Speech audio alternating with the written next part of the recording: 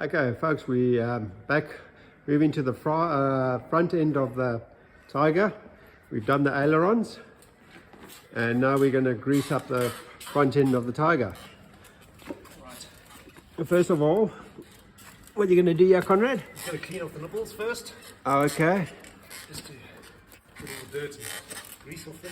And you say you've got about 11 on the front end. Front. Okay, so that's a bit of a process. Yeah, it is. And as you can see, this is right exposed in the elements. So you're going to pick up a lot of dust and dirt on the runway and so forth. Because the oil comes back, blows back. Yeah. Nice oil layer, and then everything sticks to it. You don't want that to blow inside the... Sometimes what I do, if it's really dirty, I actually take them off and just replace them. Yeah. I just rather do that. And as you can see, the Tiger, it spits out a lot of oil and that. Sorry, Greta, but that's the way old aeroplanes did it.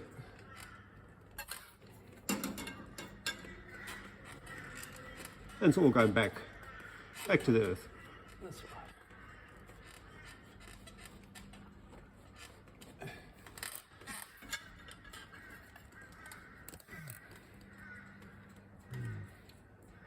think I might just replace all of these ones. It's quite dirty, actually. Are you going to replace the nipples, you say? Yeah, just with clean ones. Oh, they're dirty, and then I can clean the old ones properly. Okay. I'm just going to get the grease off them anyway, so when I take them off, there's no dirt that's going to go in. Okay. So let's move that. So you got a couple of spares? I got the whole set, a couple of sets. I see. Spares. Yeah, that way you can get it nice and clean, So do you like rotate them? Or you take the old? rotate Oh, okay. Yeah. And I found that sometimes when you rotate them, you actually find a better one, like with an angle or something for it. I see. Yeah. We can work on the undercarriage like this, taking care of it. It's maintenance. Okay. Maintenance. If you don't do it, your undercarriage will fall apart one day. Yeah, Sorry? you don't want that. No. Because the failing undercarriage does happen because people don't treat them properly. Okay. Yeah, so you've got to do proper. If you fail to do it, that'll... So how do you actually see the onset of undercarriage going bad? Is there a lot of clonking, or does it feel different?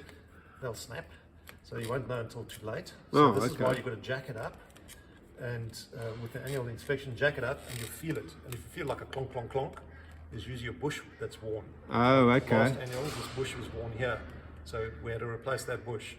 As soon as you replace the bush, it's all tight again, I see. And that was the first one in since I've ever had it. So okay. yeah, and so or you'll feel a bolt loose, and maybe the bush is worn over there, so you just have to replace the bush, get a new bush or a new bolt. So what actually happened to this one also is the bolt overlaid it. So instead of being nice and round, cylindrical, the bolt, it actually became a bit oval.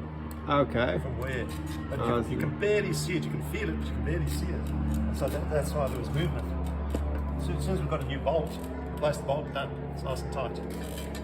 And the only way you can basically say, as you're saying, jack it up. You have to jack it up at the annual inspection. Okay, I'm just going to move across to this this jack here. Oh yes, yeah, that's the jack.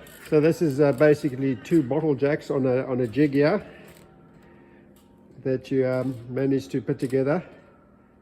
And you say the aircraft engineers were quite impressed. And He's been around Tiger Moth for 60 years. yes. He used it the other day and was super duper impressed. Okay, so it's basically custom made. Custom made.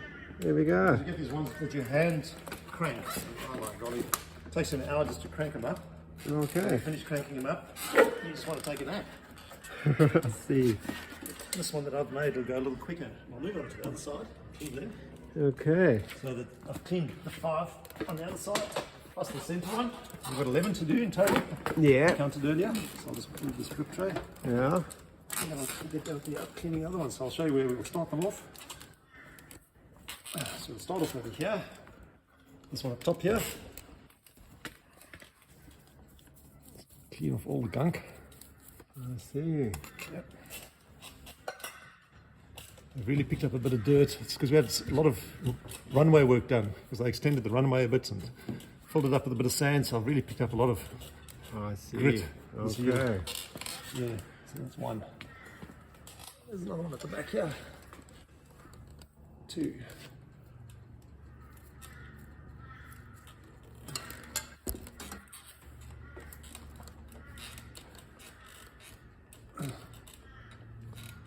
You really want them clean because you don't want a little bit of dirt going inside the Yeah, leg. you don't want that happening. This is full of grease. As you can see, it's this leather covering here, all grease inside there. You pump it Okay. in there, you pump it in there, fills it up with grease. The grease is this pretty much the shock absorber. Okay. Really.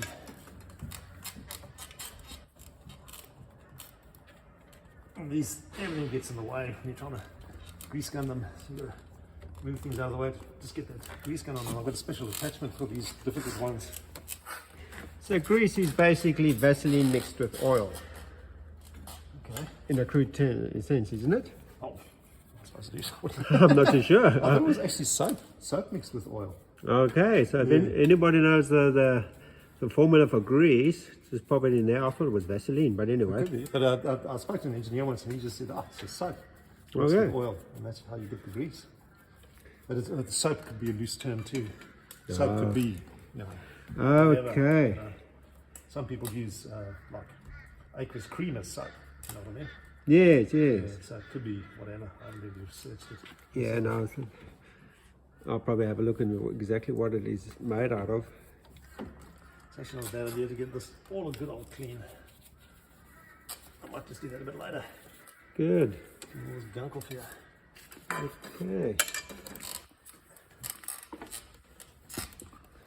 Oh golly. I can find another grease nipple. Sometimes they're not all the same. Like the one leg will have one more grease nipple than the other one. Yes. This one's got 1, 2, 3, 4, 5, 6. And are they all the same size? No, they're not. Okay, that makes things even more interesting. No, maybe more interesting. It could be because through the years they maybe, which I don't know if I stand corrected, when they were having a service, one was broken, got replaced before the other one was lying there. Yeah. Because I noticed that some of these, the threads are a little different. Okay. Yeah, slightly different. They tend to have metric threads on the Tiger Moth and imperial or Whitworth heads. That all came from using old French engines. I see. So there's Post World War One, when the Havilland actually started. So- It started during World War One, but when they started making these sort of aircraft, they used parts from France which had metric heads and threads. But because they didn't want to create a massive cost to the industry, the aviation industry, they kept the threads but changed the heads to the British ones, which were Imperial or Whitworth. okay. That's a why bit most of. of the stuff is either Whitworth or Imperial. The heads, not the threads. The heads are Whitworth. Yeah, mostly. Oh, It yeah? could be Imperial, but sometimes there's overlap between Whitworth and Imperial Ah. sizes, and even metric sizes. But the threads have all remained metric. Okay. Man, really confusing.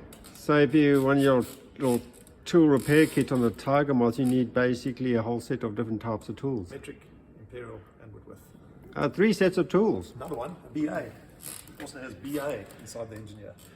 What's BA? This is a special British something, but I can't remember what it is. Oh. They are super tiny. I've got a set, which I can show you. They Okay. are so tiny. They're actually quite nice. Well, that sounds like the British making things all complicated. You know?